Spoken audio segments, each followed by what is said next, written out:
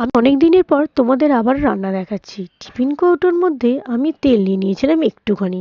তারপরে 3টে ডিম ভেঙে নিয়েছি, ভালো করে ফেটিয়ে নিচ্ছি নুন, লঙ্কা গুঁড়ো, হলুদ গুঁড়ো দিয়ে। ফাটানো হয়ে গেলে টিফিন কৌটোটা আমি চাপা দিয়ে দেব।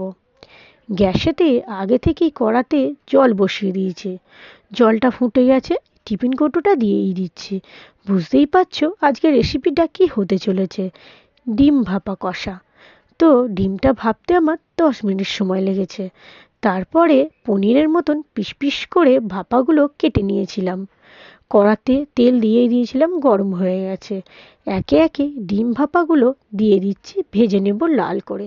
এই ডিম ভাপা কষা গরম গরম ভাতে আর রুটির সাথে খেতে খুব সুন্দর লাগে। তোমরা কিন্তু অবশ্যই বাড়িতে বানাবে।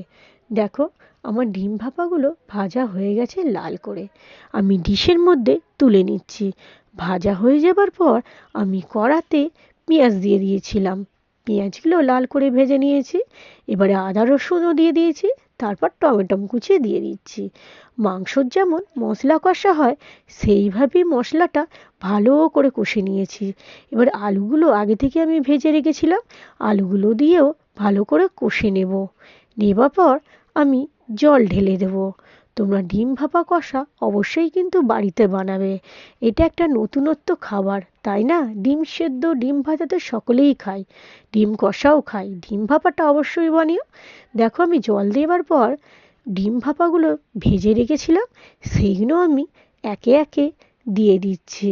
দেবার পর আমি 10 মিনিট রেখে দেবো আলুটা সেদ্ধ হওয়ার জন্য।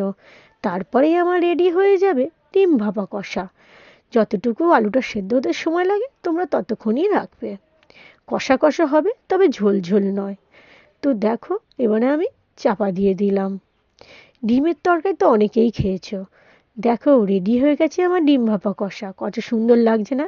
পুরো পনিরের মতন নরম তুলতুলে হয়। প্লেটে আমি ভাত নিয়েই নিয়েছিলাম আগে থেকে।